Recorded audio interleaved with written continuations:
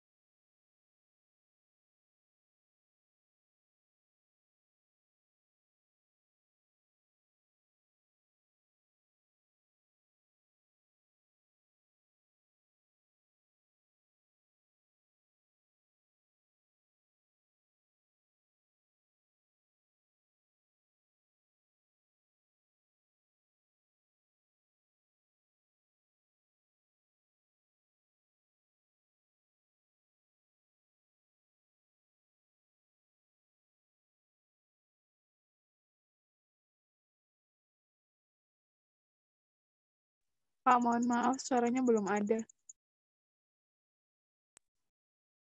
Oke, ini sudah jelas. Suara Iya, saya sudah. jelas. Ya, Jelas ya? sama. Screen-nya sudah nampak, Pak. Nah, ini kan iya. Jadi ada dua format, international style dan Indonesian style. Format apapun dia selalu menanyakan yang pertama tuh iya kita isi. Bulan sekarang bulan Oktober kita isi 10. Kita mengikuti acuan yang di sini nih kan 1 sampai 12 misalnya. Ini 10 itu Oktober. Tanggal 1 ini juga ada acuannya. Sudah angka-angka yang muncul di sini 44470 ini sementara kita abaikan aja, kita klik OK gitu. Nah, ini tempat saya kan bulan, tanggal, tahun ya kan. Iya, Tapi Pak. ada beberapa komputer yang karena Indonesian style dia ini 1 garis miring 10 garis miring 21 itu nggak masalah. Kedua-duanya nggak masalah. Caranya begini. Ini kita klik saja dia. Kita klik, kemudian klik kanan. Di dalam klik kanan di sini ada format cells, ya kan? Di sini format cells. Kita klik format cell, maka kita ditawarkan ke tipe-tipenya. Tipe-tipenya semacam ini. Nah, sampel yang saat ini kan masih 10 garis miring 1 garis miring 2021 di sini. Nah, maka kita pilih di tipe yang kita inginkan. Tipe yang familiar atau informatif gitu ya, itu yang bawah sendiri nih. 14 strip Mars strip 2012 ini kan contoh ya, sampel aja. Maka nanti jadinya ini 1 garis miring strip OCT. Kalau yang bahasa Indonesia ya 1 strip OKT.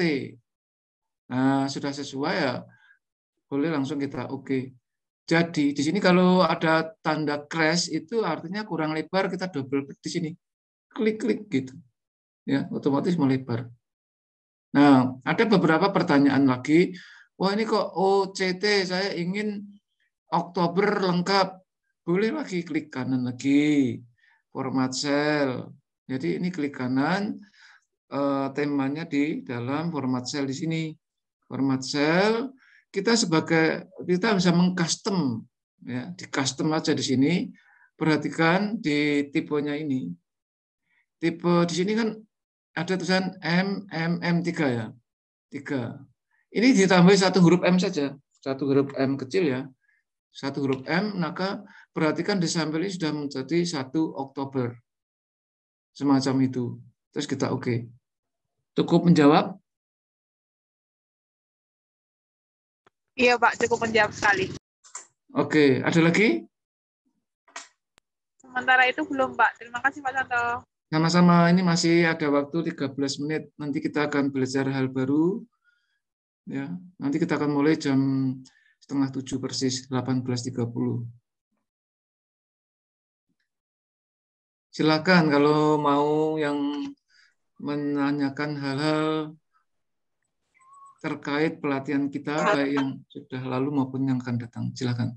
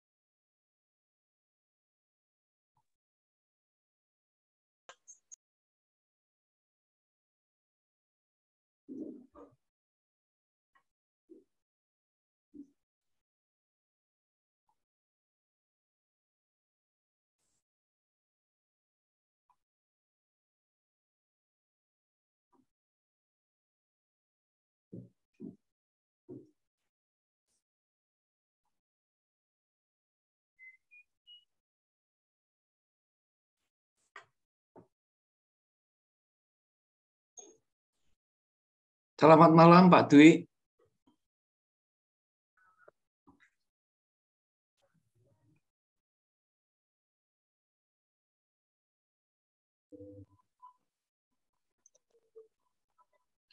Selamat malam Pak Santo. Ya, ini peserta kita dari program studi kebidanan Magelang. Sudah hadir ada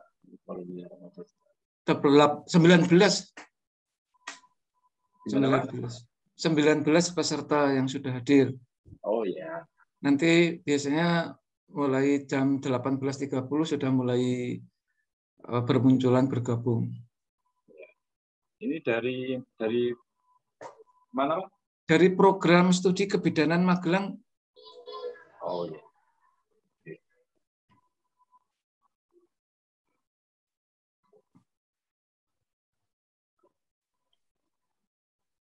Suaranya jelas ya Pak Dwi? Jelas Pak. Oke, terima kasih. Oke. Ya, tadi saya sudah mulai menjawab beberapa pertanyaan terkait pelatihan-pelatihan yang kemarin, Pak.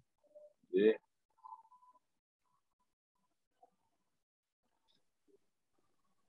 Silakan kalau ada lagi hal-hal yang mau disampaikan atau ditanyakan ya terkait dengan pelatihan-pelatihan yang kemarin.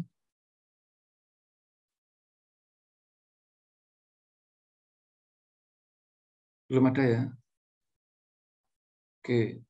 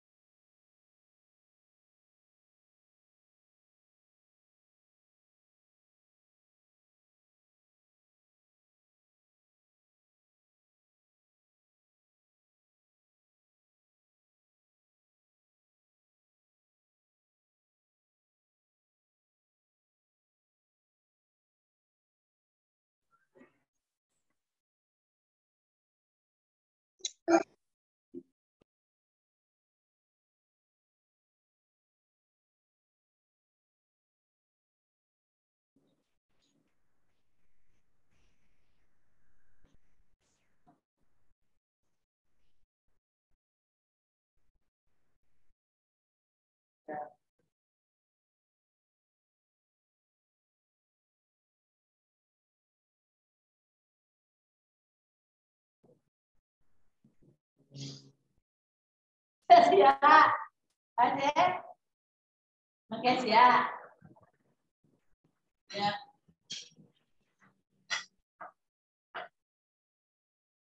Ya, jadi jauh kan. Ya.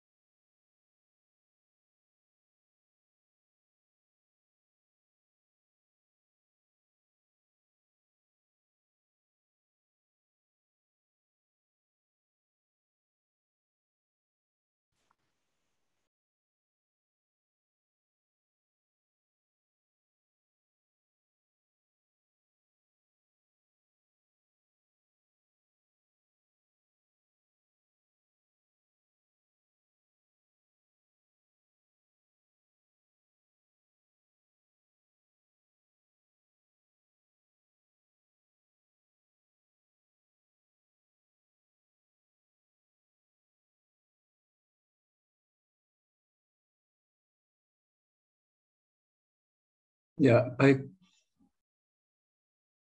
Selamat malam para peserta pelatihan. Assalamualaikum warahmatullahi wabarakatuh. Waalaikumsalam warahmatullahi wabarakatuh. Pada pertemuan ke-10 hari ini, Pak Dwi Atmoko akan menyampaikan materi tentang aplikasi yang nanti akan ditayangkan. Pada malam hari ini, pelatihan agar berjalan dengan lancar dan tertib, serta membuat kita bersemangat. Kita awali dengan berdoa. Saya hantarkan berdoa menurut agama dan kepercayaan kita masing-masing. Kami persilahkan.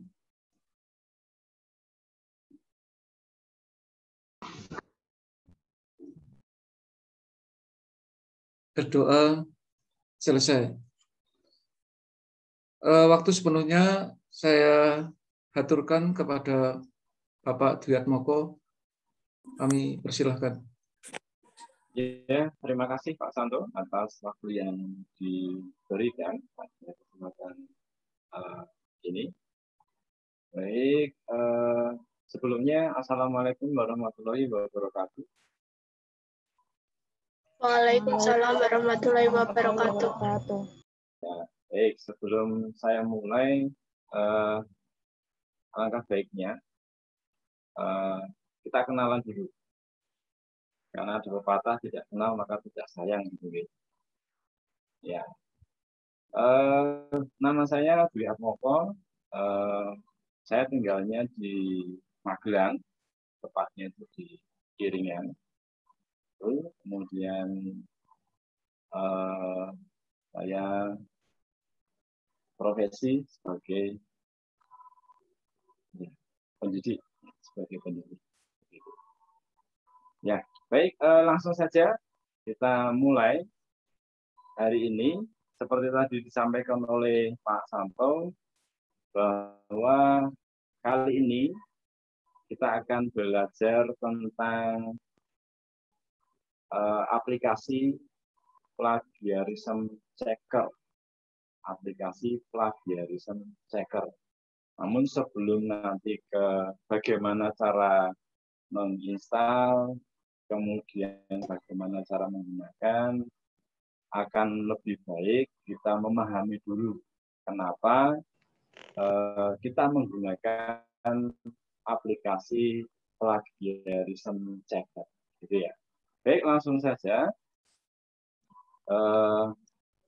saya share materi.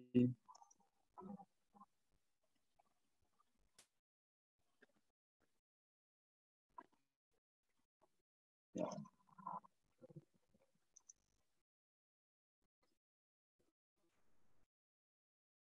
Ya, apakah kelihatan materi saya? Mohon maaf, apakah kelihatan materi saya? Terlihat, Pak. Ya, baik, terima kasih. Nah, ya, kita akan terlebih dahulu tahu apa itu plagiarisme dan pengutipan. Apa itu plagiarisme dan pengutipan.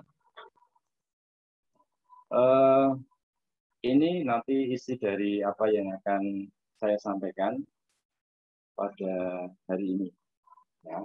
Jadi nanti ada definisi plagiarisme, kemudian kapan disebut plagiarisme, kemudian menghindari plagiarisme, kapan melakukan pengutipan, teknik pengutipan, kutipan langsung, penyimpulan, parafrase, penggunaan teknologi, dan daftar pustakanya nanti ada. Gitu. Nah, langsung saja. Nah, secara umum definisi plagiarisme adalah untuk mencuri, ya, dan menyebarkan ide atau kata orang lain sebagai milik sendiri, baik itu sebagian maupun sepenuhnya. Itu dinamakan plagiat atau plagiarisme. Kemudian untuk digunakan dalam tanda kurung produksi orang lain tanpa mencantumkan sumbernya. Jadi itu dianggap, jadi apa yang kita ambil dari sumber manapun itu kemudian kita pakai tanpa mencantumkan sumbernya, itu dinamakan plagiat. Nah, itu untuk melakukan pencurian sastra, untuk menyajikan sebagai ide atau produk baru dan asli yang bersumber dari yang berasal dari sumber yang ada. Gitu. Nih. Mohon maaf Pak Ya. Dwi, mohon maaf itu suaranya ada noise audionya, mohon maaf. Gimana? Suara Bapak kemeresek. Oh, kemeresek. Ya, oh. Mic-nya atau apa itu? Ya. Sudah? Ya, sudah. Coba sudah cek. Ya. Ya, sekarang. Ya. Silakan dilanjut. Baik, saya lanjutkan. Itu tadi definisi plagiarisme ya secara umum. Tuh. Nah, kapan disebut atau kita disebut plagiarisme? Ya. Jumlah pengutipan yang tidak sesuai dengan standar pengutipan melebihi standar yang disetujui. Nah, biasanya standarnya itu adalah 30%. Pengguna plagiarism checker dan sejenisnya itu biasanya kampus, universitas atau politeknik yang dipakai untuk menganalisis hasil pekerjaan atau karya tulis seseorang, apakah karya tulis itu plagiat atau karya sendiri, begitu. Nah ini. Nah kalau kita nanti misalkan membuat karya tulis ilmiah misalkan, ya, karya tulis ilmiah, maka nanti dari pihak auditor kampus atau universitas akan ngecek itu, ya, apakah karya tulis yang kita buat itu murni buatan kita sendiri atau plagiat atau mengambil atau mengutip dari karya orang lain, begitu. Nah biasanya 30% ya, standarnya 30%. Jadi kalau melebihi 30%, nah itu dinamakan plagiat, begitu. Ya. Dinamakan plagiat. Artinya apa? Boleh enggak kita mengutip hasil karya orang lain? Boleh, boleh saja. Yaitu tadi, asal tidak melebihi dari 30%. Dan ada caranya. Ada caranya. Nanti kita lihat di bawah. Kemudian menghindari plagiarisme. Ada beberapa cara bagaimana cara menghindari plagiarisme. Selalu catat sumber yang dipakai termasuk nomor halamannya. Selalu gunakan teknik pengutipan yang benar. Selalu sebutkan sumber untuk data yang kita ambil dari tempat lain. Jurnal, majalah, koran, buku, dan sebagainya. Kemudian tulisan yang lain atau general writing yang tidak memerlukan sumber harus merupakan tulisan kita sendiri. Nah, ini cara bagaimana menghindari plagiarisme. Nah, nanti ada contohnya. Kemudian kapan kita melakukan pengutipan? Seperti tadi yang saya sampaikan di depan, bahwa boleh enggak kita mengutip karya tulis atau karya ilmiah orang lain? Boleh. Dan itu ada caranya atau tekniknya. Dan tadi ya, tidak boleh lebih dari 30%. Standarnya itu biasanya. Nah, kapan kita melakukan pengutipan? Kita harus menyebutkan sumber ketika 1. Merefer pada sumber atau pendapat, pemikiran, penelitian, dan ide orang lain. Menggunakan gambar dan media file yang tidak kita buat sendiri. Jadi misalkan kita nanti ngambil gambar buatan orang lain untuk kita pakai, maka kita wajib mencantumkan di sana sumbernya dari mana. Kemudian kita tidak perlu melakukan pengutipan pada pendapat dan interpretasi kita sendiri. Nah, kalau kita punya pendapat atau kita punya interpretasi sendiri, kita nggak perlu dikutip. Pengetahuan yang sudah diketahui umum. Nah, ini beberapa pengetahuan yang diketahui umum. Contohnya nanti ada sebentar.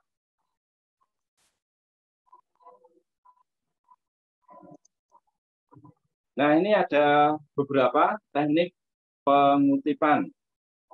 Jadi ini hanya pengantar saja ya. Nanti yang paling penting adalah bagaimana cara install dan penggunaannya. Penggunaan plagiarism checker. Ini. Untuk teknik pengutipan ada beberapa. Yang pertama kutipan langsung, penyimpulan, dan parafrase. Apa itu kutipan langsung? Ini. Kutipan langsung hanya dilakukan jika pengutipan tidak dapat dilakukan dengan cara menyimpulkan atau parafrase. Untuk menggunakan frase atau kata spesifik dari sumber. Jika kita menganalisis teks tersebut. Ini kutipan langsung. Ini contohnya ada. Nah, ini contohnya. Nah, contohnya ini.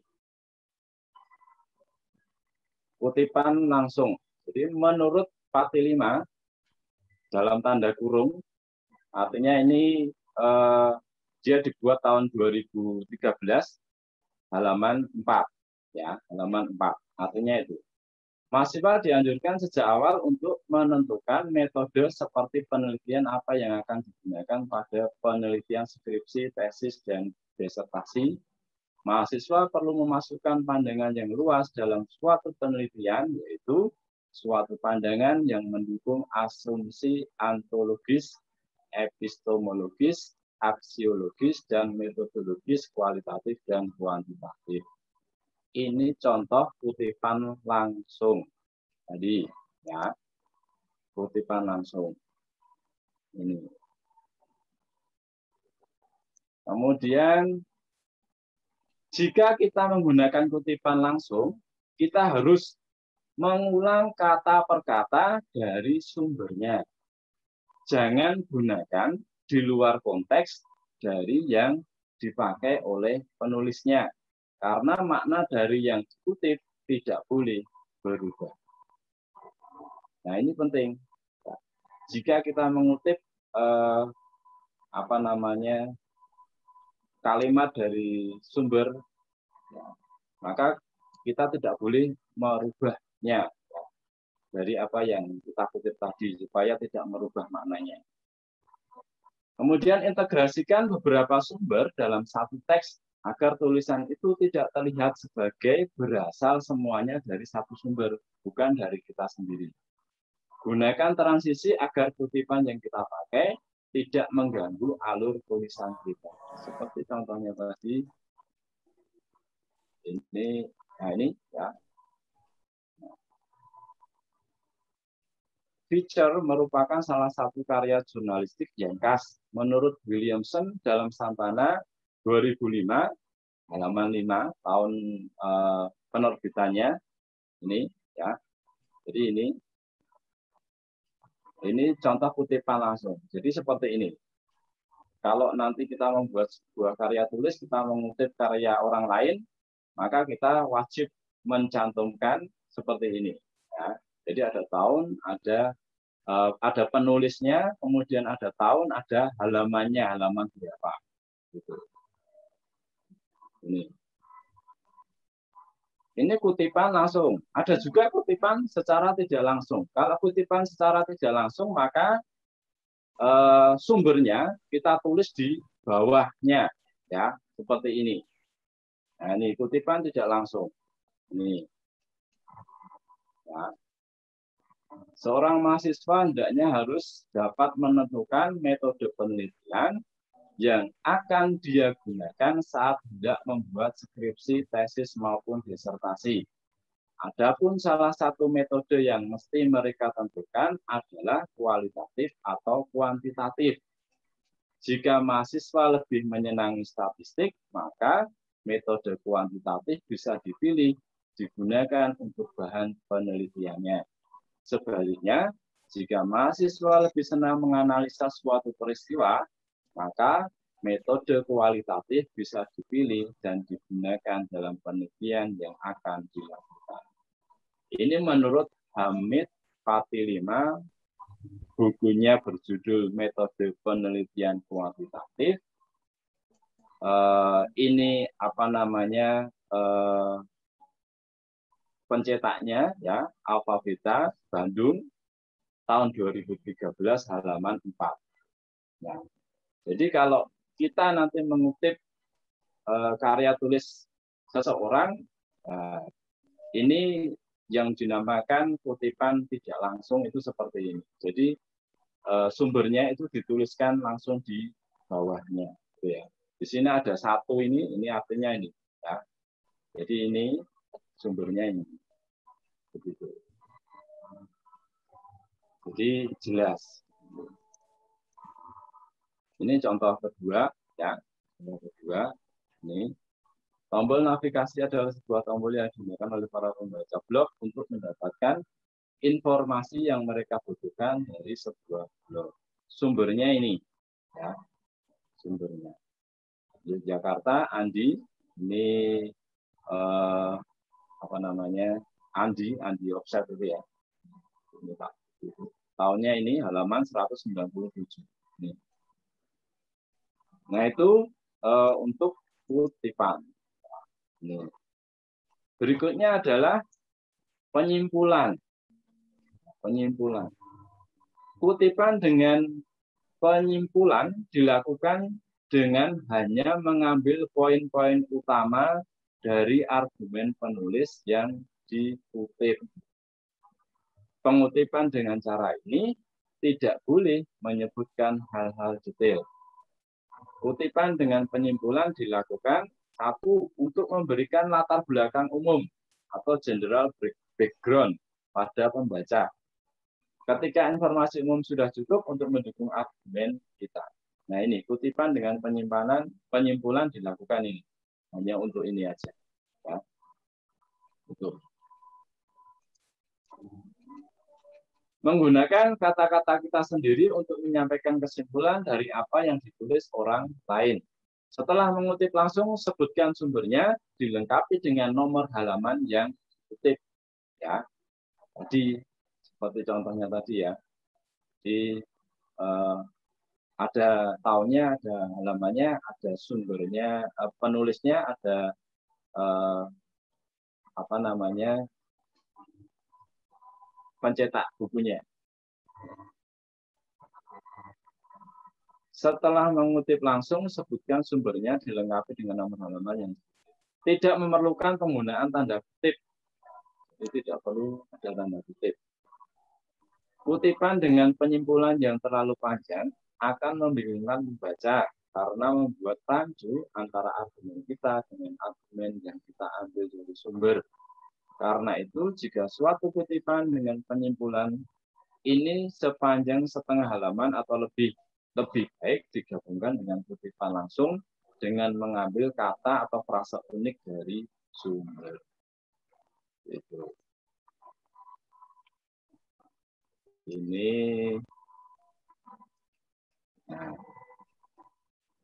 Nah, bagaimana cara membangun kesimpulan dari sumber? Satu, putuskan bagian mana dari sumber yang paling relevan dengan argumen yang kita bangun dalam tulisan kita. Ya, jadi putuskan bagian mana dari sumber yang paling relevan dengan argumen yang kita punya ya, dengan dalam tulisan kita. Ambil kalimat-kalimat yang paling penting dari bagian tersebut. Jadi tidak perlu semua, cukup ya ambil saja kalimat-kalimat pentingnya saja. Gitu. Tuliskan kalimat tersebut dengan parafrase atau menggunakan kata-kata kita sendiri. Ya, untuk menghindari yang namanya plagiat, ya lebih baik kita mengutip, kita menggunakan, kita gunakan dengan kata-kata kita sendiri. Urutkan kalimat yang sudah kita parafrase sesuai urutan dari sumber, urutan di sumber. Tambahkan beberapa informasi agar kalimat-kalimat tersebut bisa menyatu dengan argumen yang kita bangun. Revisi semua agar bisa menyatu sebagai paragraf. Ini contohnya misalkan. Macam-macam penyimpulan itu ada dua. Ya. Kita lihat dari sudut bagaimana terjadinya. Ini, ya, penyimpulan yang langsung secara intuitif, intuisi kita. Dalam penyimpulan ini tidak diperlukan pembuktian-pembuktian. Jadi secara langsung disimpulkan bahwa subjek sama dengan predikat. Misalnya, ini hijau, itu Pak Hasan, jelas ya. Itu. Jadi tidak perlu ada pembuktian-pembuktian secara khusus, sudah sangat jelas. Ini ya. Ini hijau, itu Pak Hasan. Itu contohnya. Kemudian penyimpulan yang tidak langsung, penyimpulan ini diperoleh dengan menggunakan tem antara. Dengan tem antara diberikan alasan mengapa subjek sama dengan predikat atau subjek ya, tidak sama dengan predikat. Misalnya, semua manusia, ya, ini tem antara, akan mati, predikat. Nah, ini ya. Pak Hasan sebagai subjek adalah manusia. Ini tem antara. Kesimpulannya, Pak Hasan akan mati. Pak Hasan itu subjek, akan mati, itu predikat. Begitu. Nah, itu tadi dari sudut bagaimana terjadinya. Nah, ini dari sudut isi, benar dan bentuk lurusnya. Atau kesimpulannya pasti benar. Apabila premisnya benar dan tepat, hal ini adalah sudut material penyimpulan. Misalnya, semua manusia akan mati dan Pak Hasan adalah manusia. Apabila jalan pikirannya lurus, artinya hubungan-hubungan antara premis dan kesimpulannya haruslah lurus. Inilah sudut formal suatu penyimpulan. Misalnya, semua manusia akan mati dan Pak Hasan adalah manusia. Maka kesimpulannya jadi Pak Hasan akan mati. Itu. Ya. Itu penyimpulan. Beberapa penyimpulan. Nah, sekarang parafrase.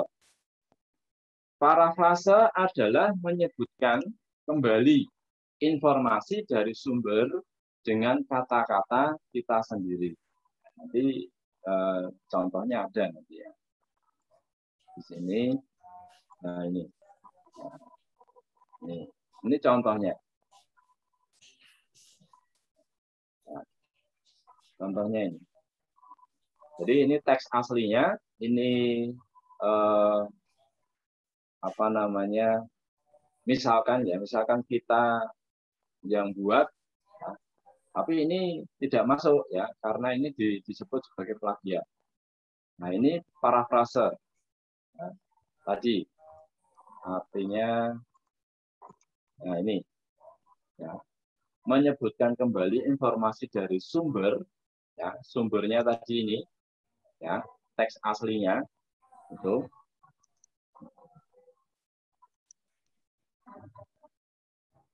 Ini dengan kata-kata kita sendiri. Nah, ini dengan kata-kata kita sendiri. Akhirnya jadi sekian. Ya. Teks aslinya cukup panjang, di sana ada sumbernya. Kemudian kita buat parafrase sendiri menjadi ini. Lester Surow tahun 1993 menyatakan bahwa karena orang Amerika melihat globalisasi hanya sebagai bentuk ekonomi mereka sendiri yang lebih besar, mereka kurang peduli dengan hal itu daripada orang lain di dunia. Yang ini, ya, parafrase. Yang harus diubah bukan hanya kata per kata, tapi juga struktur kalimatnya. Ya, kalau kita perhatikan di sini, ya. Dari teks aslinya, kemudian kita buat parafrasenya dengan kata-kata kita sendiri, dengan tidak merubah makna dari teks aslinya, ya, jadinya seperti ini. Tadi, tuh. Yang diparafrase bukan hanya ide utama, tetapi juga beberapa detail yang relevan dengan argumen dalam tulisan kita. Kalau dari contoh ini berkaitan dengan apa? Ekonomi global. Dengan ekonomi global. Menganggap ekonomi global. Ini. Seperti juga penyimpulan, parafrase tidak memerlukan penggunaan tanda kutip. Jadi tidak perlu nanti ada tanda kutip di sini. Ya. Jadi seperti itu. Untuk parafrase. Bagaimana cara membuat parafrase? Ada beberapa cara. Ya. Yang pertama, pilih bagian mana dari sumber yang relevan dengan tulisan kita, di mana kita bukan hanya memerlukan informasi tentang ide utama atau main idea, tetapi juga beberapa detail. Ya. Pilih bagian mana dari sumber yang relevan dengan tulisan kita. Jadi yang relevan saja yang kita pilih, tidak perlu semua. Yang kedua, baca bagian tersebut dengan hati-hati. Ya. Catat ide utamanya dan detail-detail yang relevan. Nah ini penting ini ya. Baca bagian tersebut dengan hati-hati, catat ide utama dan detail-detail yang relevan. Yang ketiga, baca bagian itu lagi, usahakan untuk mengerti betul isinya. Ya. Ini, baca bagian itu lagi, usahakan untuk mengerti betul isinya. Jadi jangan sampai nanti kita mengutip itu tidak sesuai dengan apa namanya yang kita tulis. Jadi pastikan benar-benar itu match dengan apa yang kita tulis. Singkirkan sumber dan tuliskan dengan kata-kata sendiri. Ya, seperti contohnya tadi. Ya. Jadi dia hanya menuliskan Lester Surow, tahunnya tetap aja, menyatakan bahwa, nah ini dengan kata-kata sendiri ya, dengan kata-kata sendiri. Jadi ini nanti kalau kita masukkan di plagiarism checker, nah, dia nanti pasti tidak akan terdeteksi bahwa kita itu mengutip secara utuh hasil karya orang lain di sini. Tapi kalau ini masih hampir sama dengan teks aslinya ya. Ini tetap nanti akan terdeteksi plagiat. Terdeteksi plagiat. Kemudian yang kelima, ya, cara yang kelima, bandingkan dengan sumber aslinya. Catat istilah-istilah yang sama persis dengan sumber. Nah ini contohnya. Ya. Kalau sumbernya itu Durau, ya, Master Durau. Tahunnya 1993. Ya. Ini orang Amerika, ya. Globalisasi, gitu ya. Ini yang penting ya, ekonomi. Maka dari ini tadi, ya, istilah-istilah yang tadi penting itu bisa kita buat parafrasenya dengan kata-kata kita sendiri. Seperti itu. Contohnya seperti ini.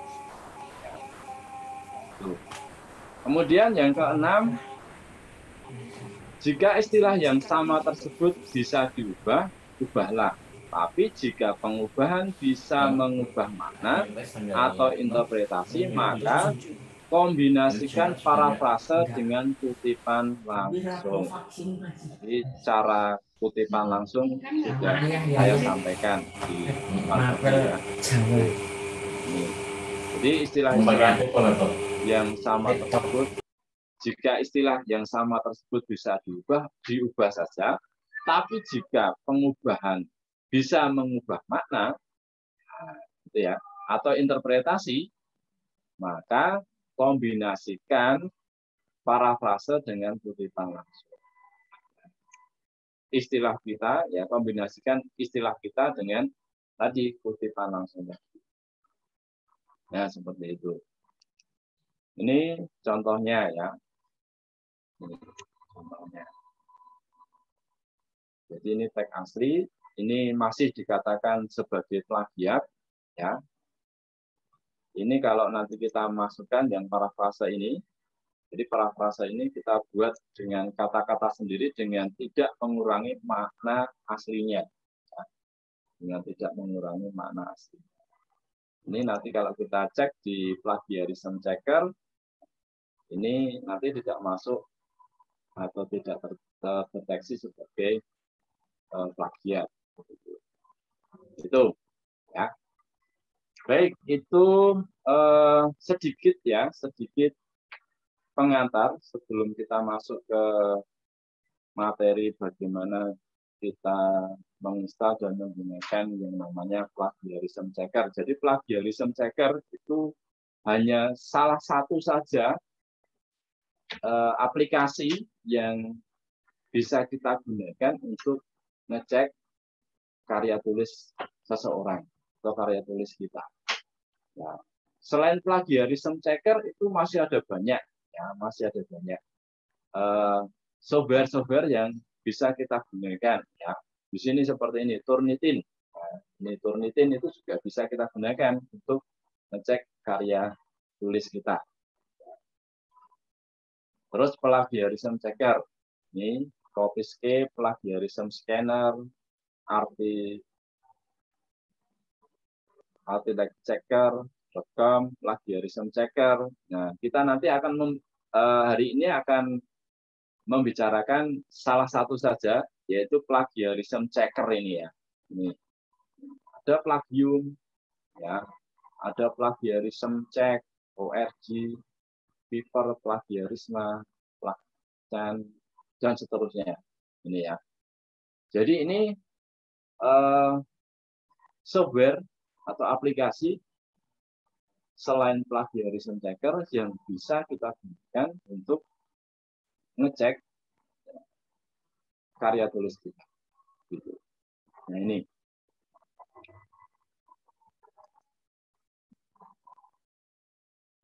Nah karena kita nanti hanya membicarakan satu saja ya, kita akan bicara tentang plagiarism checker, aplikasi atau software yang namanya plagiarism checker. Jadi ini merupakan salah satu perangkat lunak yang mudah dalam melakukan untuk pengecekan plagiarism atau melakukan pengecekan apakah karya tulis kita atau seseorang itu plagiat atau tidak. Ya, ini. Jadi plagiarism checker ini menelusuri kalimat atau teks yang terdapat di bawah naungan server Google ataupun yang ini. Ini baik, kita langsung saja ke cara penginstalan. Ya, cara penginstalan.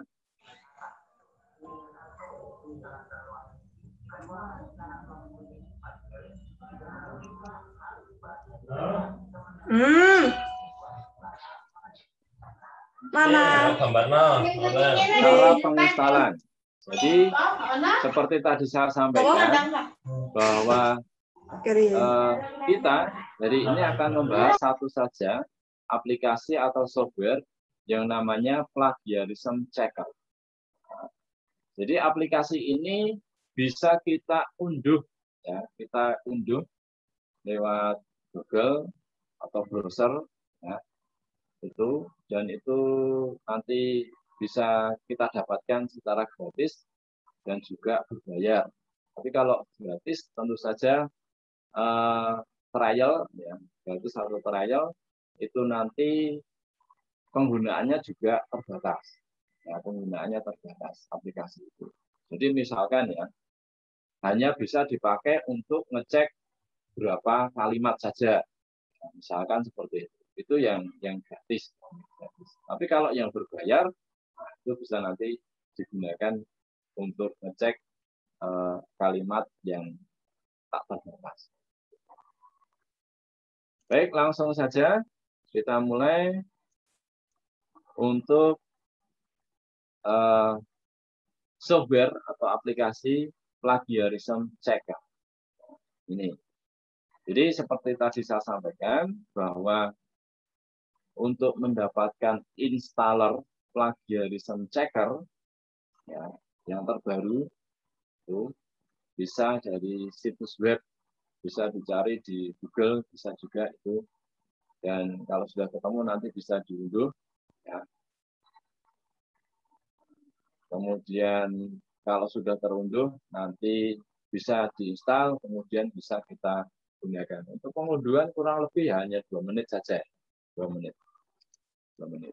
Nah, cara downloadnya seperti ini. Ya. Tulis saja di Google, ya, di Google itu software plagiarism checker, gitu ya. Di sini di Google plagiarism checker. Maka di sana nanti akan muncul, ya, akan muncul softwarenya, ya, softwarenya. Pastikan sumbernya itu dari sumber yang valid, ya. Jadi jangan ngambil dari blog atau apa gitu ya. Nah, takutnya kalau kita ngambilnya dari blog yang tidak jelas, nah itu nanti membawa virus. Ya, softwarenya akan membawa virus.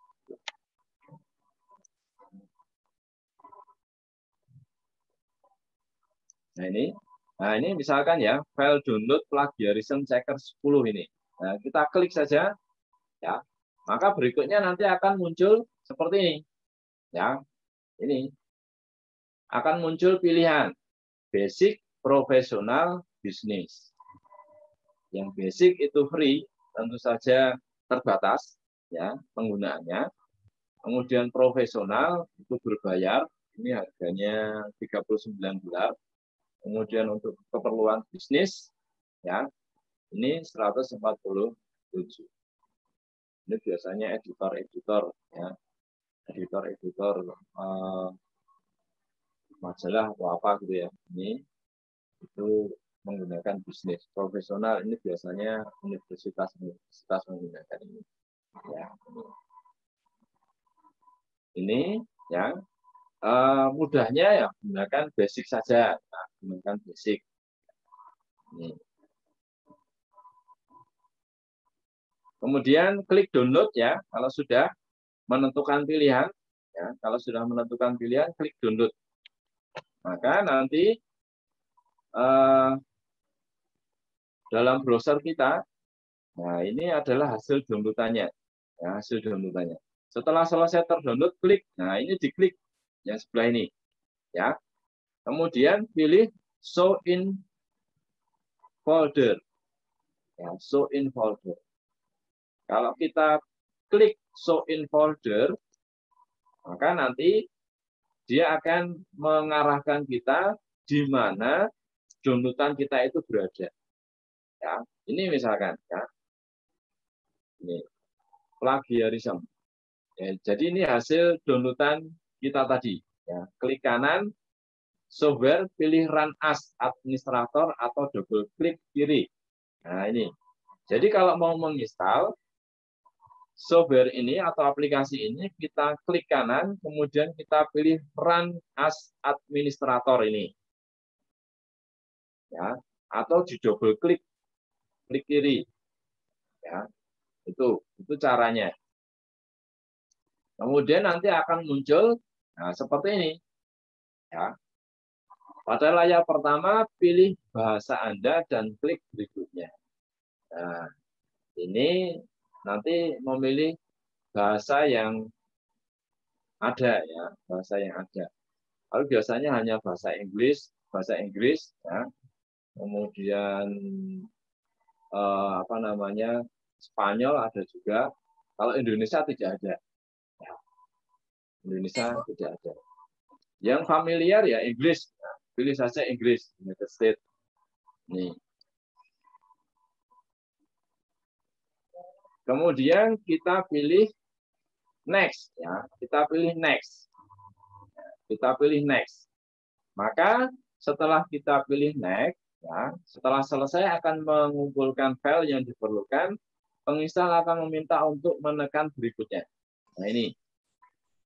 Ya, akan muncul seperti ini, tampilan seperti ini pada layar. Kemudian setelah itu kita akan tekan next, ya, kita akan tekan next, ya, next ini, ya, maka nanti akan muncul ini, pilih direktori instalasi untuk pemeriksa plagiarisme 10, ya, catatan.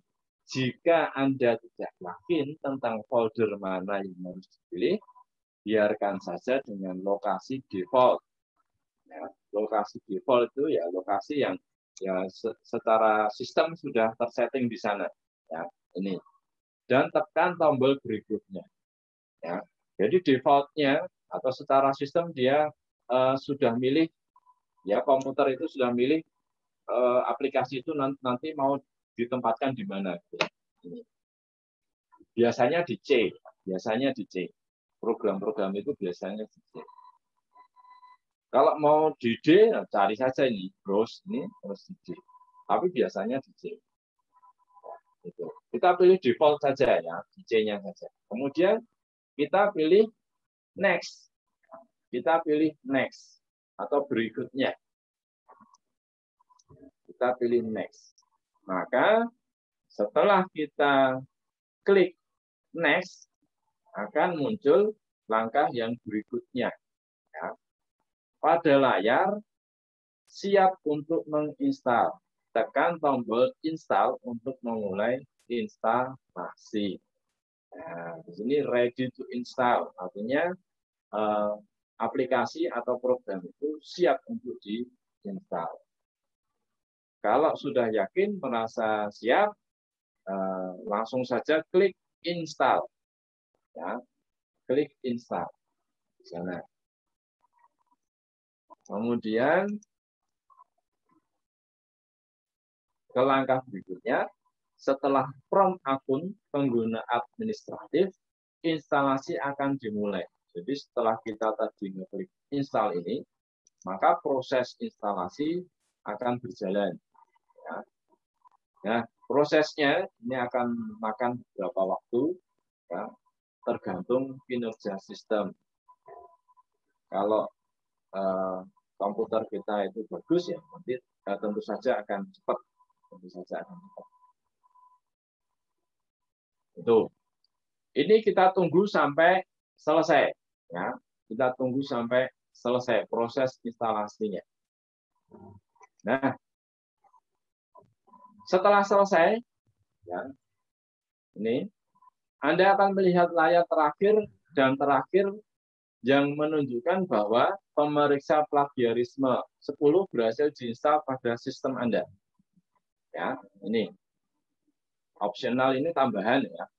Anda dapat meluncurkan pemeriksa plagiarisme 10 dari kotak centang yang diberikan, atau tentu saja Anda dapat melakukannya nanti melalui menu mulai atau pintasan yang dibuat di desktop.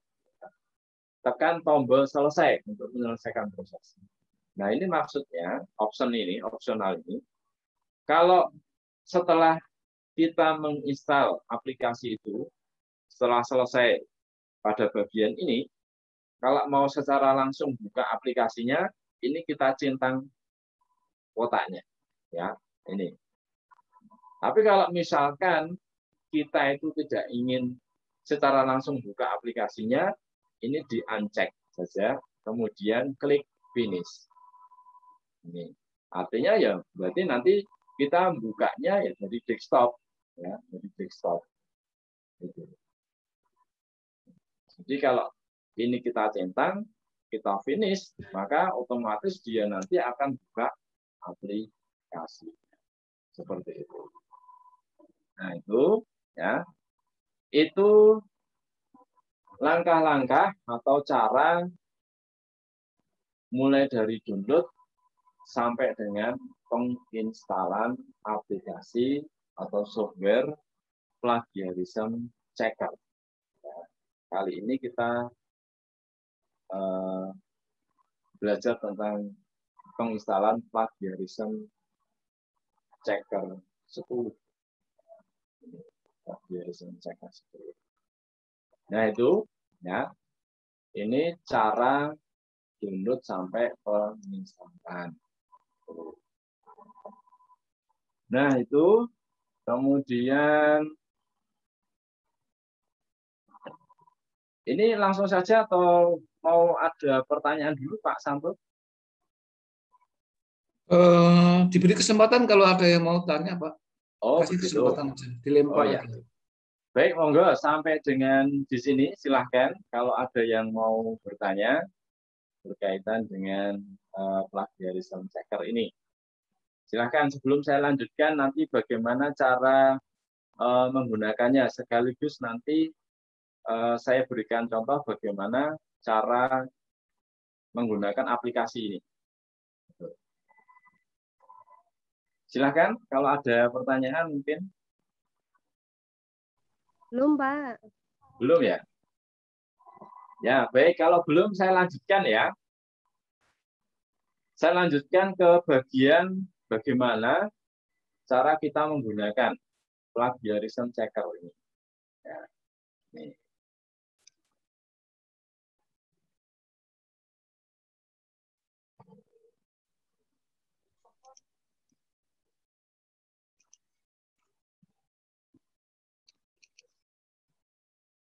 Nah, ini.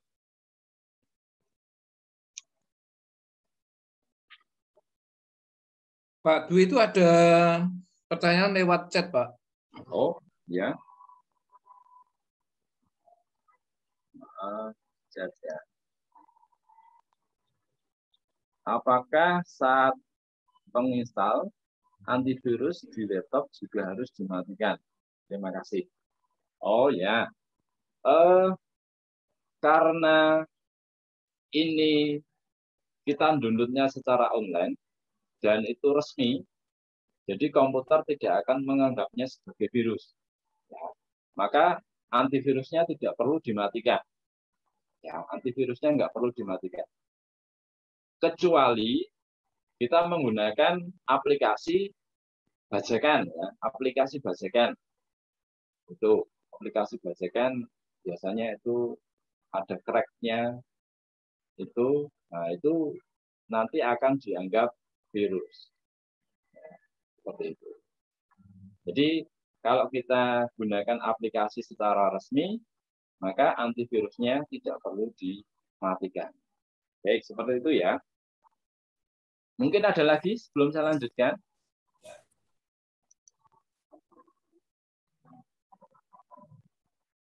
Ya, sebetulnya plagiarism checker ini biasanya digunakan auditor-auditor, khususnya mungkin universitas, ya, kemudian media massa, ya, itu kalau di dunia pendidikan itu universitas. Jadi untuk kita, apalagi mungkin kita sebagai mahasiswa, ya, kita sebagai mahasiswa, sebetulnya kita tidak perlu menggunakan aplikasi ini kalau ya karya tulis yang kita buat itu betul-betul asli gitu ya, betul-betul asli. Yang menentukan itu plagiat atau tidak itu nanti sebetulnya pihak auditor dari universitas atau media auditor media massa. Oke. Kalau mau dipublikasikan kan karya tulis itu harus asli, ya, buatan sendiri dari si pembuat. Begitu. Baik, kalau tidak ada, oh ini ada, oh tidak ada. Oke, kita lanjutkan. Kalau tidak ada pertanyaan, ya. Sekarang setelah kita tahu bagaimana cara download sekaligus cara menginstalnya, kita akan mengetahui bagaimana cara menggunakan plagiarism checker ini. Ya, plagiarism checker. Baik. Kita mulai. Nah, ini cara cek plagiarisme dengan plagiarism checker. Karena tadi saya menggunakan plagiarism checker 10, sebelumnya ada versi-versi sebelumnya, ya, 9, 8, itu sebelumnya ada ya. Tapi yang terbaru itu plagiarism checker 10 ini. Ini caranya, ya. Silahkan siapkan satu makalah atau skripsi yang dibuat dalam satu file, ya. File ini bisa dalam bentuk Word atau PDF, ya. Bentuk Word atau PDF tanpa ada password-nya, ya, tanpa ada password-nya. Itu. Atau karya tulis kita, misalkan kita membuat karya tulis atau skripsi, ya, atau skripsi untuk kita ajukan ke dosen, misalkan, ya, itu sebelum diajukan ke dosen kita cek dulu, ya, apakah karya tulis kita atau skripsi kita itu benar-benar asli buatan kita, gitu. Maka siapkan filenya, ya, filenya. Ini bisa dalam bentuk Word atau PDF. Ini. Kemudian file yang kita siapkan pastikan bisa diedit. Nah, tadi saya sampaikan, ya, file itu bisa diedit. Jadi tidak ada file itu tidak di apa ya, di password, ya, tidak dikunci, gitu. Atau tidak diprotek. File jangan diprotek supaya aplikasi ini bisa membukanya. Nah, kalau filenya sudah siap, ya, misalkan kita akan ngecek karya tulis kita sendiri, ya, kita siapkan filenya, kemudian kita buka aplikasi plagiarism checker yang sudah kita install tadi, ya, yang sudah kita install tadi. Double klik saja aplikasinya, coba.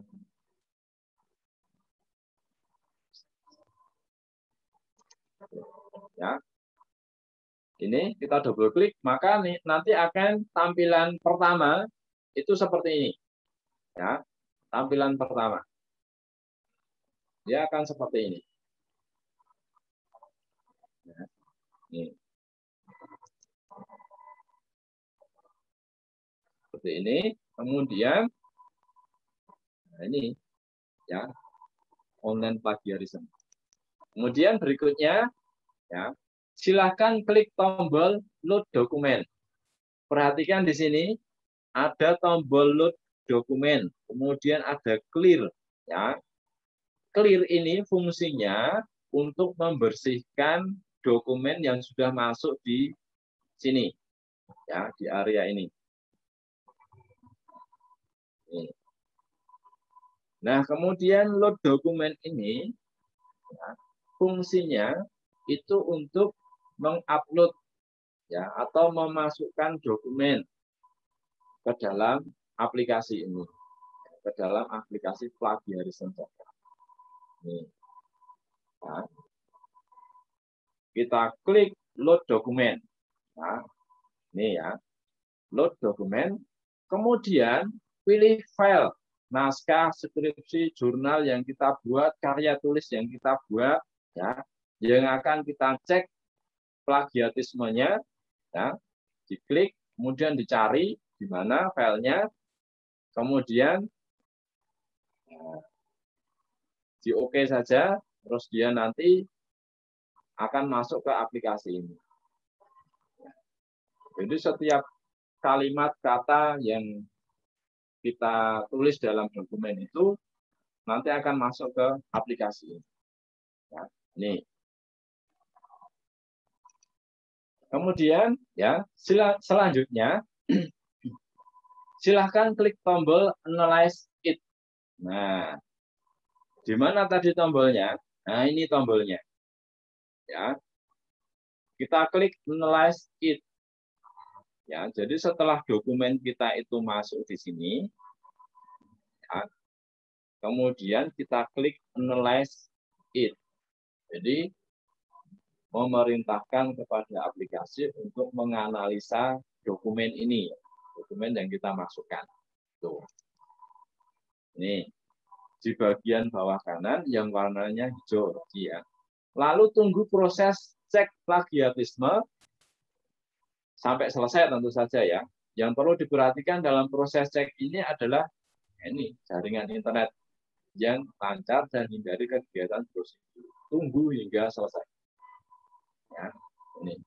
Karena tadi ini ya secara online maka ya internetnya harus stabil ya supaya tidak ada masalah ketika aplikasi melakukan pengecekan. Ini. Nah, ya, setelah analisis it nanti akan muncul tampilan seperti ini. Ya.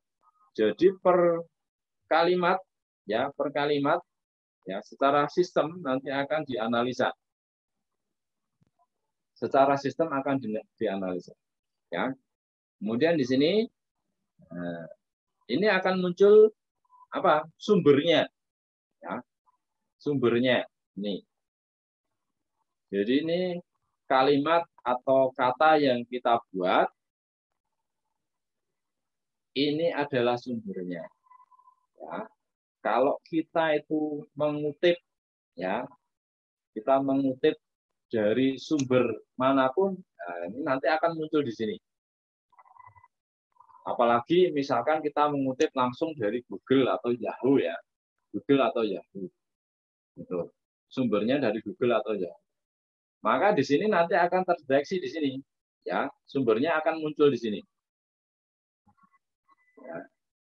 Terus di sini nanti akan similarity-nya akan muncul di sini. Apakah ya, kalau dari kalimat di sini itu lebih dari 30, biasanya nanti akan merah. Nah, kalau merah itu berarti itu plagiat. Ini. Itu mengutip, benar-benar mengutip tanpa merubah. Ya. Ini. Kalau merah. Kalau hijau itu agak aman. Ya. Agak aman. Seperti ini. Itu. Nah ini tadi ya, ada warna merah, ada hijau ini ya. Merah, hijau. Itu. Ini artinya ini. Kalau warna merah menunjukkan bagian teks yang ditemukan dalam dokumen lain. Ya. Ini. Warna oranye menunjukkan bagian teks yang diparafrasekan.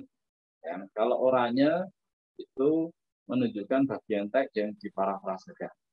Artinya kita mengambil dari sumber lain, kemudian kita buat dengan istilah kita, dengan kata-kata kita, dengan tidak mengurangi apa tadi makna ya, atau arti dari sumber aslinya. Kemudian warna ungu menunjukkan kutipan yang merupakan bagian dari kumpulan teks yang cocok. Ya. Warna hijau menunjukkan bagian teks yang dikutip dengan benar. Nah, seperti ini. Ya. Warna hijau, merah, mungkin nanti muncul yang warna tadi ya. Ungu, ada hijau. Ini. Ya. Nah, nanti setelah ini kita tunggu sampai selesai ya. Tentu saja kita tunggu sampai selesai prosesnya. Kalau karya tulis itu banyak ya tentu saja nanti memakan waktu yang tentu saja menyesuaikan.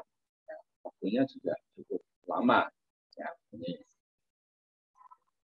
Sampai selesai, kemudian nanti kita klik kalau sudah selesai ya, selesai semua. Tapi biasanya secara otomatis dia akan ini view summary ya. Akan menunjukkan hasilnya. Ya, ini. Jika sudah selesai, maka akan muncul berapa persen plagiatisme tulisan kita. Akan ditampilkan dalam bentuk grafik lingkaran. Ya.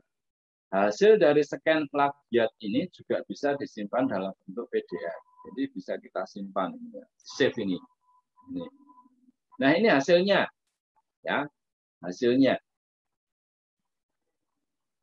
Jadi yang warna ini biru ya blue navy ini ya. Blue navy ini 31%. Ini plagiat. Nah, ini. Ya. Berarti sisanya ini apa namanya? Unik. Unik itu artinya ya dengan istilah kita sendiri. Parafrase dengan parafrase kita sendiri. Jadi tidak ada masalah yang warna hijau. Yang jadi masalah ada yang ini yang warna blue navy ini. Ya. Dia lebih dari 31%. Artinya karya tulis itu plagiat, dikatakan plagiat. Ya, dikatakan plagiat. Nah, seperti itu. Kalau hasilnya ini kurang dari 30, misalkan 29, nah itu aman. Ya, itu aman. Atau 28 atau ke bawah, semakin ke bawah semakin baik. Ya, semakin ke bawah semakin baik. Ya, semakin di bawah 30% semakin baik. Ini ya. Jadi hasilnya nanti akan muncul. Ya. Nah, itu bisa tadi kita simpan ya, kita save ya. Kita save itu ini file PDF hasil scan bisa kita cek ya, dan akan tampil kalimat-kalimat yang terdeteksi sebagai plagiat. Setelah kita save ini ya, maka akan muncul hasilnya seperti ini. Jadi yang tadi dianggap plagiat nanti akan terblok ya, terblok seperti ini. Ya, terblok kuning seperti ini. Nah, maka yang terblok kuning seperti ini perlu kita parafrasekan dengan kata-kata kita sendiri, tapi jangan sampai mengubah arti atau maknanya gitu. Ini ya. Jadi hasilnya nanti akan muncul. Wah, ini kemungkinan plagiat yang di blok-blok kuning ini. Nah, seperti itu. Itu cara penggunaan plagiarism checker 10.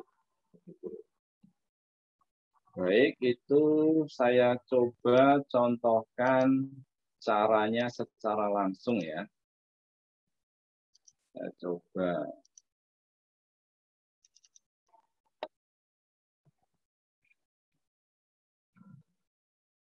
Saya buka dulu aplikasinya. Bentar.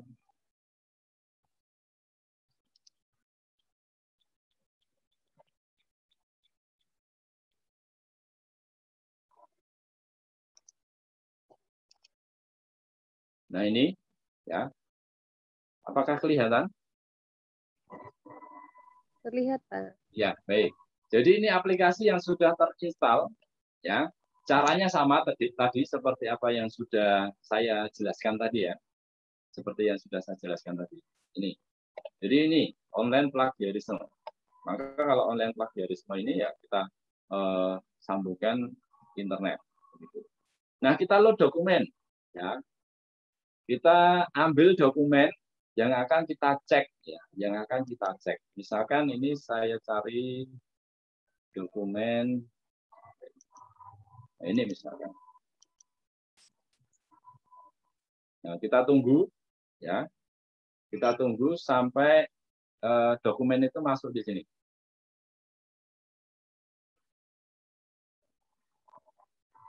Nah, ini, ya. Jadi ini yang saya ambil contoh, dia sedikit saja, ya, sedikit saja. Ini. Nah, kalau sudah masuk, sudah selesai, dokumennya masuk ke sistem, kita klik analyze it, ya, analyze it. Maka kita tunggu, ya, kita tunggu hasilnya, ya. Ini.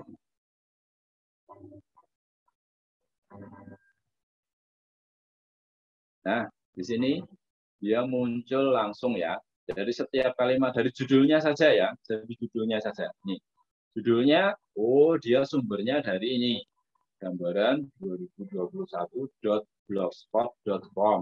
Nah, ini ya. Kalau MT ini aman gitu ya.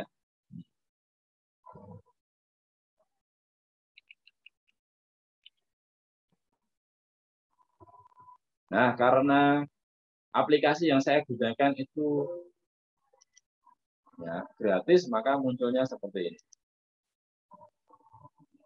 Nah, hasilnya seperti ini. Jadi, plagiarisme, nah ini prosentase yang blue navy, yang warna blue navy ini 29%. Artinya, masih di bawah standarnya 30% tadi. Ya. Kemudian unik, ya, jadi kata-kata yang dibuat secara sendiri, ya, itu prosentasenya 71%. Dengan demikian, karya tulis yang saya cek di sini tadi, itu dia aman, artinya tidak plagiat, ya, bukan plagiat. Kemudian kita save, coba kita save. Nah, kita save, kita bisa pilih ya, kita bisa pilih outputnya itu mau dalam bentuk MS Word, Excel, PDF atau HTML. Ya. Karena supaya nanti kita bisa mengeditnya, ya kita pilih MS Word saja. Ya. Tuh. Ini kemudian kita save. Tuh. Itu kemudian bisa kita buka ya. Tadi dari hasil nah ini saya coba share hasilnya.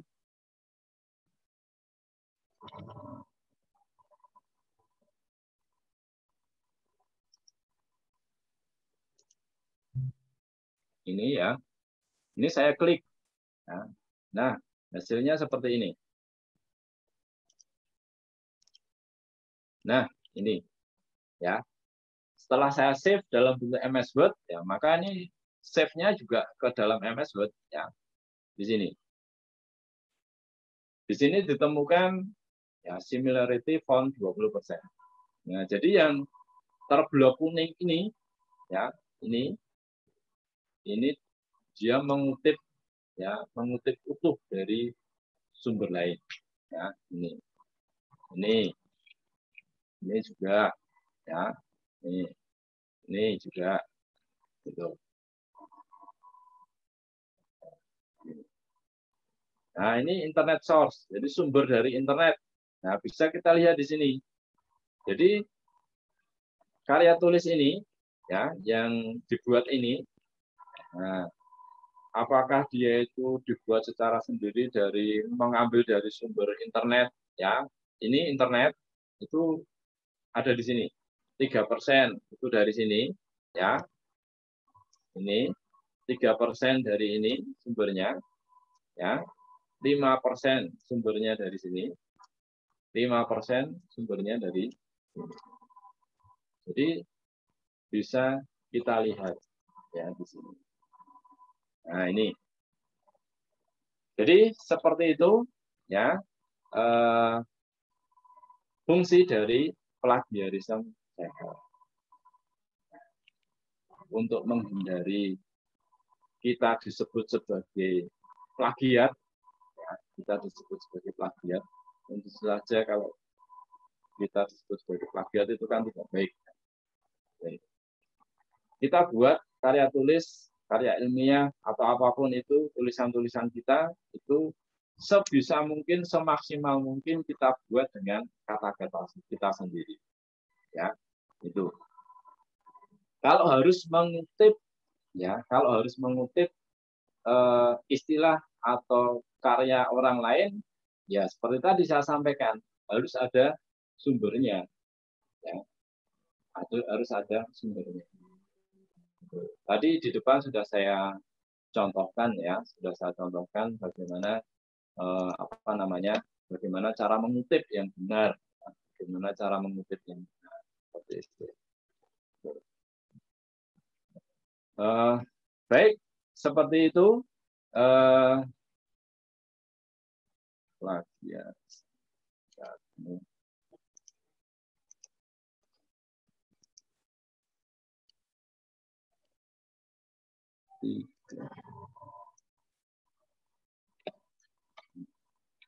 Oke, baik. Mungkin ada pertanyaan dulu.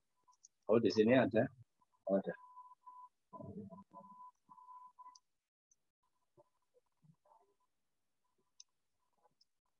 Silakan, mungkin ada pertanyaan.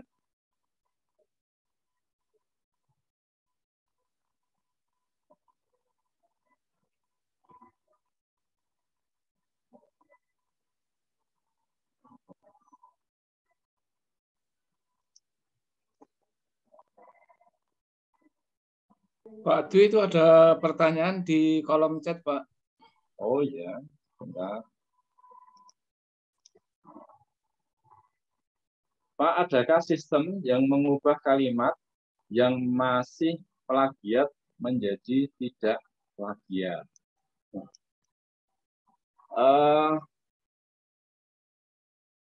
Sistem atau aplikasi ya mungkin yang ditanyakan ya. Kalimat yang masih yang mengubah kalimat yang masih plagiat menjadi tidak plagiat. Ini kok sepertinya tidak ada, ya. Sepertinya tidak ada. Aplikasi itu tidak ada. Ya, tadi intinya supaya kita tidak disebut sebagai plagiat, tadi kan sudah saya sampaikan ada beberapa cara ya. Ada beberapa cara. Tadi di depan tadi. Nah, itu silakan nanti dicoba dipraktekkan ya, coba dipraktekkan. Itu kemudian ada lagi pertanyaan. Apakah ada batas maksimal ukuran file yang dapat dilakukan pengecekan plagiarisme online? Ya, baik. Ada batasnya kalau aplikasi yang kita gunakan itu free. Yang kita dapatkan itu secara gratis dari web resminya, gitu ya. Untuk. Tapi kalau kita menggunakan aplikasi yang berbayar, ya, tadi kan pilihannya ada free, kemudian profesional, ada bisnis tadi ya, itu. Yang profesional dan bisnis itu berbayar, ya, itu. Nah, kalau kita menggunakan yang berbayar, yang profesional maupun yang bisnis, itu tidak ada batasnya, itu. Tapi kalau kita menggunakan yang free, itu ada batasannya. Seperti itu. Itu pertanyaan dari Ibu atau Mbak ya, Ibu Wahyu Pujastuti. Seperti itu. Baik, mungkin ada lagi yang ingin ditanyakan?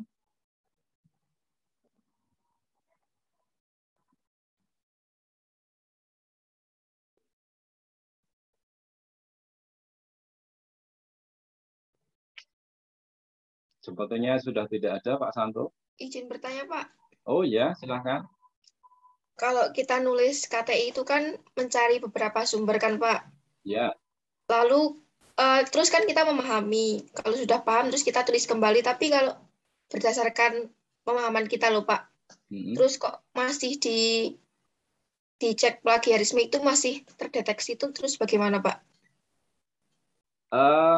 Begini, tadi kan saya sampaikan. Kita boleh mengutip karya tulis seseorang ke dalam karya tulis ilmiah kita ya. Caranya tadi dengan cara ya tadi ada sumbernya, dicantumkan sumbernya jelas ya. Pembuatnya siapa, kemudian ada tahunnya, ada halamannya itu. Begitu. Ya, mungkin seperti itu. Ya.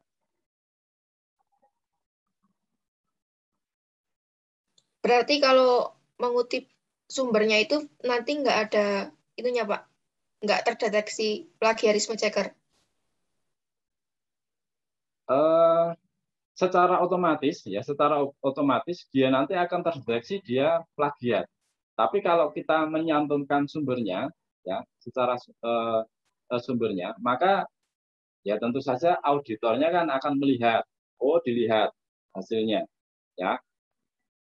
Jadi auditor itu tidak sepenuhnya menyerahkan hasil pengecekan itu pada aplikasi ini ya, itu. Jadi nanti masih akan dilihat lagi per kata itu. Oh, ini sudah benar pengutipannya. Oh, ini masih salah. Kalau salah cara pengutipannya, berarti dia dianggap plagiat. Seperti itu. Baik, Pak. Terima kasih. Jadi sama-sama. Baik, silahkan. Mungkin ada lagi.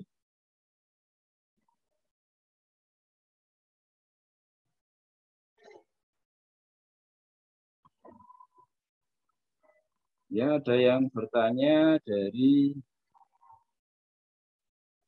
Unika 027 NW. Plagiat seperti apakah yang bisa terdeteksi oleh aplikasi ini? Misalnya, kalau kita mengetik sendiri, tapi itu diambil dari artikel atau jurnal, apakah itu bisa terdeteksi, Pak? Terima kasih.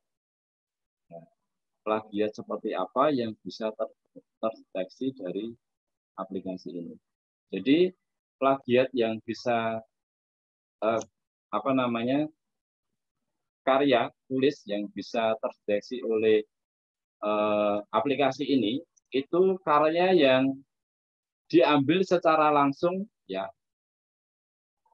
Tadi kalau plagiarism checker 10 itu kan untuk ngecek yang sumbernya dari Google dan Yahoo ya, Google dan Yahoo. Kalau misalkan diambil dari artikel atau jurnal ya, artikel atau jurnal itu tidak masalah.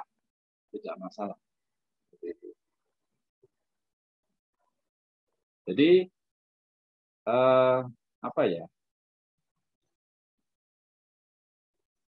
Jadi artikel yang bisa terdeteksi itu yang secara langsung diambil dari Google ya, dari Google dan Yahoo.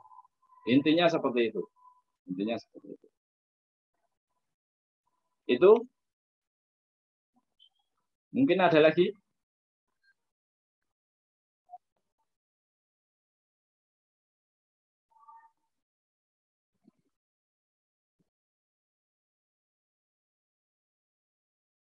Ada pertanyaan lagi, ya, Pak? Apakah kalau artikel sudah dilakukan cek dengan plagiarism checker atau Turnitin bisa diuji kembali? Bisa, ya, bisa. Jawabannya bisa. Ya. Jadi misalkan artikel atau karya tulis kita itu sudah dicek di plagiarism checker atau tadi disebutkan Turnitin itu, kemudian kelihatan hasilnya, kemudian setelah kelihatan hasilnya kok ternyata menyatakan bahwa plagiarismenya itu lebih dari 30 ya. Kemudian kita rubah. Nah, bisa kita cek lagi hasilnya setelah kita rubah tadi. Gitu. Jadi seperti itu.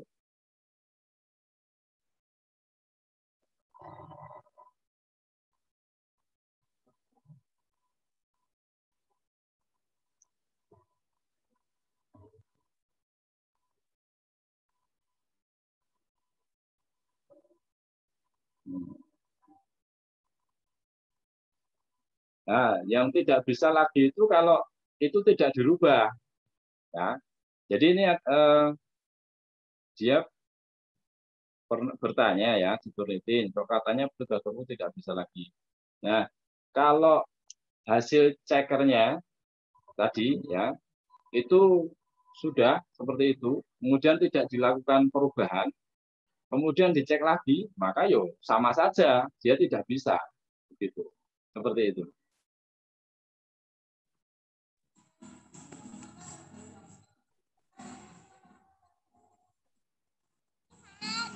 Dari beberapa aplikasi, apakah hasilnya semua sama hasil analisisnya apabila dicek dengan beberapa aplikasi tersebut?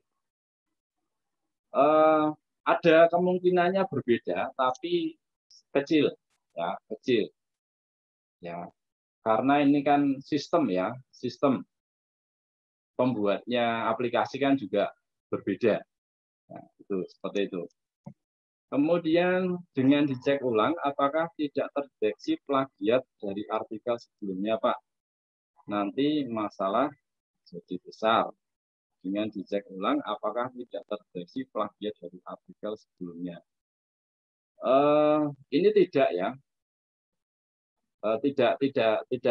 tidak menjadi masalah, tidak menjadi masalah. Ini, ya tadi saya sampaikan. Kalau tadi sudah dicek di plagiarisme, kemudian hasilnya itu kelihatan mana yang plagiat, kemudian kita rubah dengan parafrase, dengan tidak mengubah makna, itu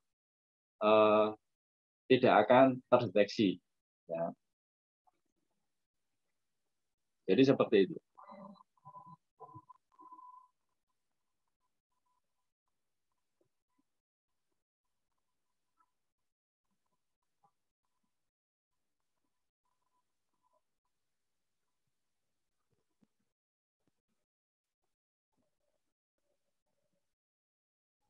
Baik, mungkin ada lagi pertanyaan?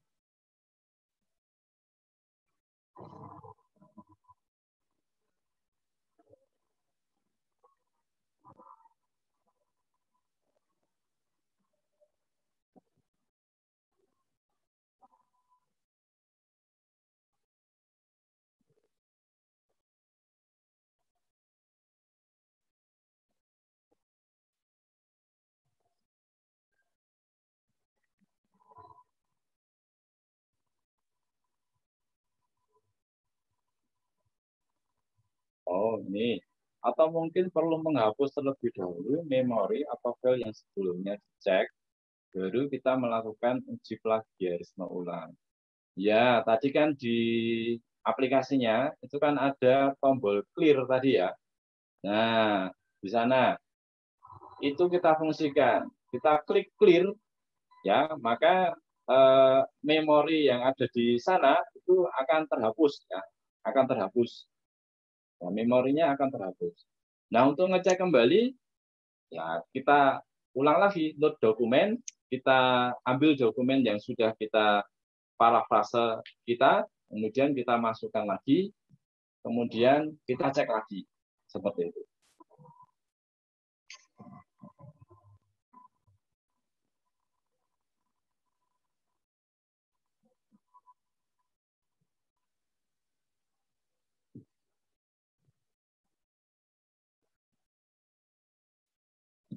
Jadi sami-sami.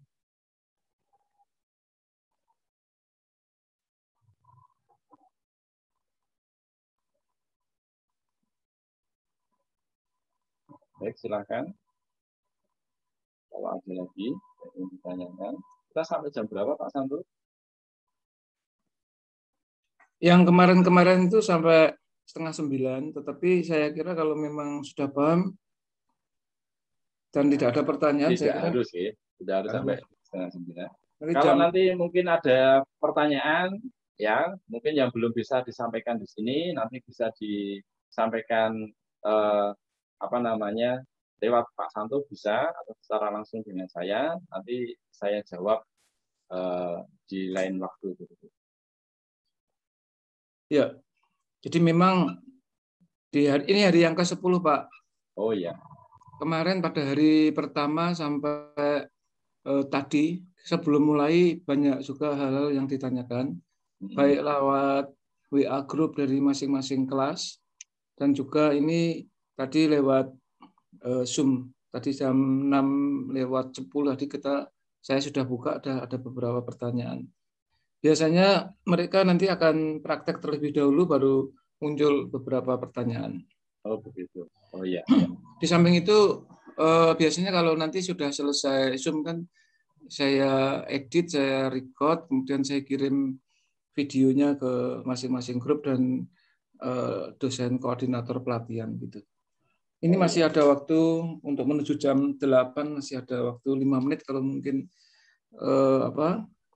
sudah jelas dan mungkin belum ada pertanyaan ya bisa nyusul lewat WA grup, ya, bisa lewat saya nanti.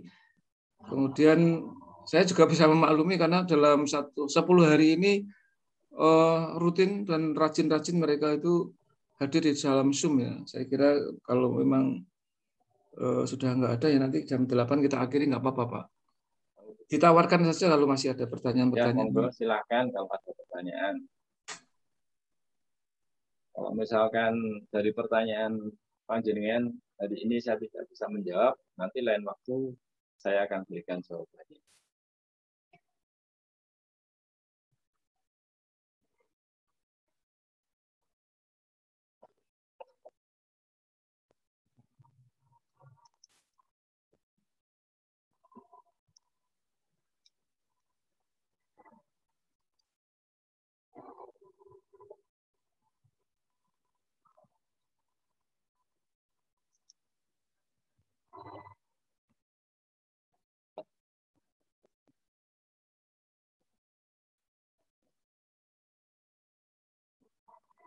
Sepertinya tidak ada Pak Santo.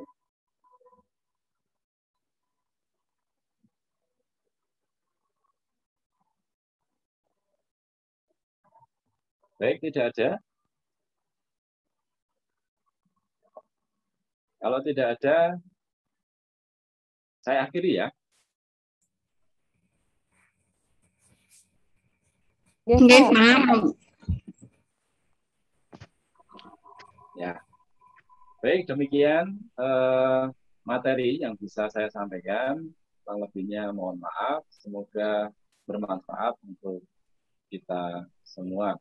Sekali lagi, nanti kalau misalkan ada pertanyaan, bisa nanti disampaikan secara langsung, bisa langsung lewat Pak Santo. Baik, demikian Pak Santo. Silakan Pak, kalau mau Bapak mau pamitan. Ya. Oke, terima kasih. Kurang lebihnya sekali lagi mohon maaf. Saya akhiri. Wassalamualaikum warahmatullahi wabarakatuh. Waalaikumsalam warahmatullahi wabarakatuh. Makasih Pak Dwi. Makasih Pak. Ya, sama-sama. Ya, terima kasih Pak Dwiatmoko yang telah memberikan paparannya tentang plagiarism checker. Nanti pertanyaan-pertanyaan bisa nyusul. Namun saya kasih juga kesempatan sekali lagi bagi peserta yang menanyakan bahan-bahan pelatihan yang lalu kepada saya, mungkin saya nanti bisa menjawab, terutama yang saya sampaikan tentang Microsoft Excel misalnya, dan juga tentang kemarin website, internet, dan segala macam, kalau masih ada. Nampaknya juga sudah jelas ya. Oke, demikian para peserta pelatihan. Selama 10 hari kita telah proses setelah mengikuti pelatihan secara virtual lewat Zoom ini dengan penuh antusias dan semangat. Sebagai pengganti yang seharusnya kemarin ada pelatihan untuk Photoshop ya, Photoshop. Nanti hari Senin kita mulai juga jam 18.30. Sebelumnya saya juga sudah mulai online itu sekitar jam 18 supaya ada kesempatan yang tanya jawab sekaligus cek audio videonya. Ya, demikian sekali lagi saya ucapkan terima kasih dan mohon maaf apabila di dalam pelatihan malam ini ada hal yang kurang pas, kurang berkenan. Tentu itu tidak disengaja. Akhirnya saya ucapkan banyak terima kasih dan mohon maaf yang sebesar-besarnya. Saya akhiri pertemuan malam ini. Wassalamualaikum warahmatullahi wabarakatuh. Waalaikumsalam warahmatullahi wabarakatuh. Terima kasih, Pak. Terima kasih Pak Santo. Sami-sami Terima kasih, Ibu. Pak Santo. Ya, semangat, tetap sehat dan Terima kasih bahagia. Pak Santo. Ya, Sami-sami Pak Santo juga sehat-sehat Sehat selalu. selalu ya Pak Harus Santo. sehat, semua harus sehat. Bu Darti. Inje, sehat ya Pak. Sudah Harus lama sehat. sekali ya Pak. Iya, Ingat dengan enggak, saya ya Pak, udah lama sekali ya Pak. enggak jumpa lama. Biasanya yang wira-wiri ke Prodi Bu Santo itu. Pak jangan di end meeting dulu ya Pak, baru download. Iya, ini kok saya juga masih Ih, proses. Bu Arfi rajin banget tuh kalau sering download tuh Pak. Download pokoknya rajin Bu. Pak Rajin. Santo ternyata ingat Bu Mundarti ya Pak Santo. Iya, ini ada ini apa? Izin toh Bu. Iya, semua. Saya sebetulnya kepengen loh kapan-kapan kita bisa Ketemu ya Pak Santo ya. ketemu gitu. Saya juga sudah Pak. berapa tahun nggak ketemu Pak Santo itu 10 tahun mungkin. Oh iya. Yang wira-wiri ke Prodi itu Bu Santo itu. Tadi juga Iya dulu. Tadi pagi juga ke sana. Iya. Saya ketemu itu saat jabat itu Pak. Oh, gitu ya. Iya. Tapi Ibu sekarang apa kegiatannya, Bu? Kegiatan sama Pak yang lain Pak, ngajar Pak. Oh, gitu ya, bagus lah. Iya. Kan Mengajar begitu itu- Pak pergantian. Mengajar itu sesuatu istilahnya Yang mengasihkan ya Pak. vitamin itu sebetulnya. J. Kalau ketemu mahasiswa vitamin Pak. Ini lewat Zoom beda Pak. Iya. Mahasiswa yang ini masih belum ada masih kurang kendel bicara istilahnya. Jadi Karena ada mungkin satu- lewat Zoom ya Pak ya. Beda kalau ketemu langsung mungkin beda. Oh gitu ya. Iya. Sebetulnya kalau lewat Zoom kan lebih bebas ya. Bebas tapi nggak terlatih secara kontak mungkin ya. Karena banyak dosennya Pak, jadi mas. Ya kan sebenarnya ini kesempatan yang bagus. Atau karena malu sama dosen-dosennya ini Pak. Dosennya ngerusui berarti nih Pak. Dosennya menghalangi. Biasanya mahasiswa aktif kok ini nggak aktif nih. Yang banyak tanya dosennya Pak. Kok mereka tapi di grup masing-masing grup itu aktif semua. Oh Ya, iya. syukurlah, mudah-mudahan adik-adik tetap aktif nih, nggak dengar suaranya tapi mendengarkan kita Pak. Iya, tapi nanti kalau dipancing-pancing mereka juga akan terpancing untuk berbicara itu. Bu Mundarti, Inji Pak. saya itu kehilangan nomor kontaknya Ibu waktu HP saya error itu belum sempat saya rekam Gitu lagi. Pak. Saya isi di nomor itu Pak. Oh iya toh. Iya. Saya belum sempat ngecek daftar hadir karena bersamaan dengan pelatihan prodi itu saya kebetulan setiap hari dari pagi itu juga ngajar di lembaga saya juga, jadi belum sempat recap. Ya nanti saya catat ya Bu. Ya Pak. Kalau Bu Ayu sejak lama itu yang pegang ke Pak Santo kan Bu Ayu sejak lama ini. Iya. Jadi paling hafal mesti ini. Iya. Ya syukur. Alhamdulillah kalau sehat Bu. Alhamdulillah Sehat. semoga Pak Santo Bu Santo sehat ya Pak ya. Semua. Semua itu sehat, adik-adik sehat. semua. Amin, amin. Pasti ini Pak Santo udah punya cucu ya Pak ya? Kalau kalau Bu Santo selalu cantik dan sehat, Bu. Oh iya, Pak Santo juga iya, ini selalu muda dan sehat. Bu Santo sama Pak Santo ini pasangan yang cocok sekali ya. Paling support. Cantiknya yang awet, Bu. Sama Bu Mundarti saya juga udah lama nggak jumpa loh, Bu. Iya, pasti Pak Angkling itu, Pak. Saya masih ingat Pak Santo sama Bu Santo. Saya punya salam yang saya pakai setiap membuka kelas dimanapun, termasuk kelas Zoom-nya kebidanan, prodi kebidanan itu, salamnya selalu gini, sehat, semangat, dan bahagia. Bahagia. Salam sehat, semangat, dan bahagia. Gitu. Kalau Nomor orang Pak Santo. Ya, Pak Santo sudah Pak, installnya apa? Downloadnya sudah. Silakan kalau mau melanjutkan bincang-bincang, saya persilahkan karena ini saya juga habis ini masih merecord ini. Ya. Matur nuwun Pak Santo, mohon izin. Matur suwun, dengan ikut pelatihan bisa ini ya Pak. Sampai jumpa. Sampai jumpa. Ikut pelatihan bisa silaturahmi sama Pak Santo ini. Ya, saya tunggu Bu. Nanti kita ke Bu Mundarti juga boleh. Iya. Nggak ketemunya Bu Ayu saja ya. Pak Santo mungkin juga. Saya jarang ketemu Bu Ayu juga. Dengan Santo. Bu Santo itu. Matur nuwun, terima kasih. Matur suwun, cinta Pak.